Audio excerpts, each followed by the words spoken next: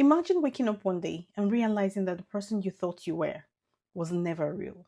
Not because you were pretending, but because someone else carefully dismantled your sense of self brick by brick until you doubted your own thoughts, your own feelings, even your own reality.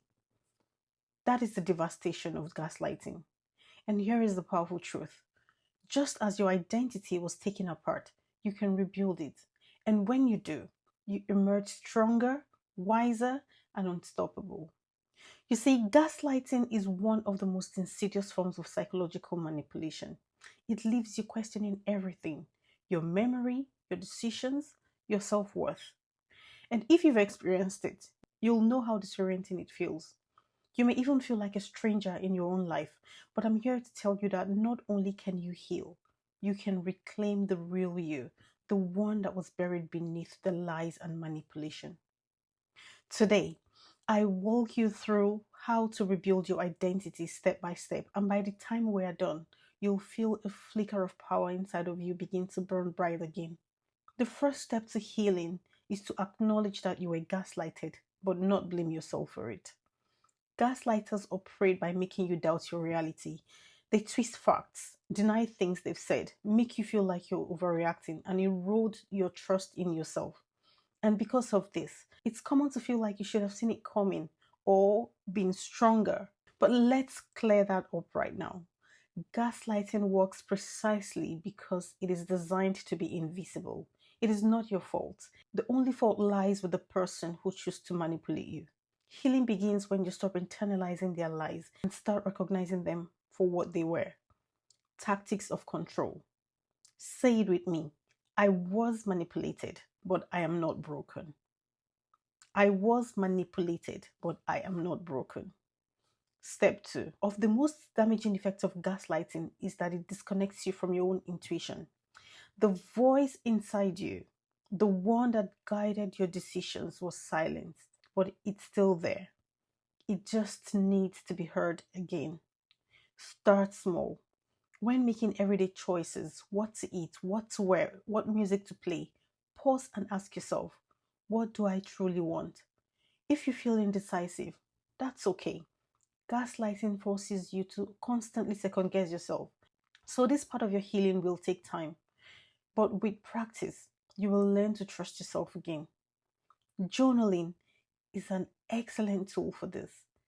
Every day, write down what you feel without filtering it. If you're angry, write it. If you're confused, write it. Let your unfiltered thoughts flow so you can reconnect with what's real inside you. Step three: rebuild self trust with small wins. You see, gaslighting often makes you feel incompetent or incapable. You may have been told you can't do anything right or that your memory is faulty. This can make even small decisions feel paralyzing. So, the way back: small wins. Start proving to yourself that you can trust your thoughts and decisions. Set tiny, achievable goals. Things as simple as deciding on a meal and following through, or taking a different route home and noticing how that feels. With every small decision you successfully make, you are retraining your mind to trust itself again. Step four: surround yourself with reality anchors. You see, one of the most cruelest tricks of gaslighting is isolating you from people who truly care about you. The manipulator often creates a world where only their version of reality matters. Now it's time to reconnect with people who truly support you. Who were the friends or family members you used to confide in? Who made you feel safe? Even if you feel awkward reaching out, do it anyway. Simply being in the presence of people who validate your experience can be profoundly healing. If you don't have a strong support system, consider joining a support group or seeking a therapist who specializes in recovery from emotional abuse. Talking to other people who have been through similar experiences will remind you that you are not crazy and you are not alone. Step 5: reclaim your narrative. Here is something powerful. The person who gaslighted you wanted to control your story. Now it's time to take it back. Start rewriting your narrative in a way that empowers you. Instead of saying, I was weak and let myself be manipulated, reframe it: I was trusting and compassionate, and someone took advantage of that. But now I am wiser and stronger. Your story is not one of defeat, it is one of resilience. Every time you speak the truth of what happened, you take another piece of your power back. Step 6: rediscover joy and passion. What did you love before the gaslighting took hold? Did you have hobbies, interests, dreams that you abandoned because you were made to feel they were invalid? It's time to reclaim them. Make a list of things that used to bring you joy, no matter how small. Then begin to reintroduce them into your life, even if it feels unfamiliar at first. Give yourself the permission to explore life on your own terms again. Step 7: set boundaries and protect your space. This is the last point. You see, the most critical part of rebuilding your identity is ensuring that you are never put in a position to be gaslighted again. This means setting firm boundaries with toxic people and recognizing red flags early. You now know what manipulation feels like.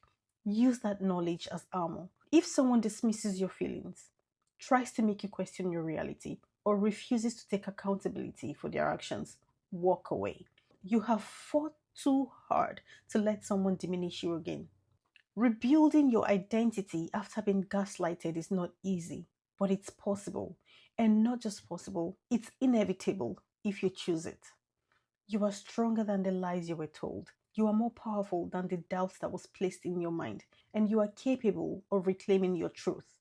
And the most beautiful part, when you come out on the other side, you don't just return to who you were before. You become something greater, someone who knows their worth, who trusts their voice, who refuses to be diminished. I hope this has helped someone today. Thank you for watching or listening, and I hope to see you in my next video. Bye.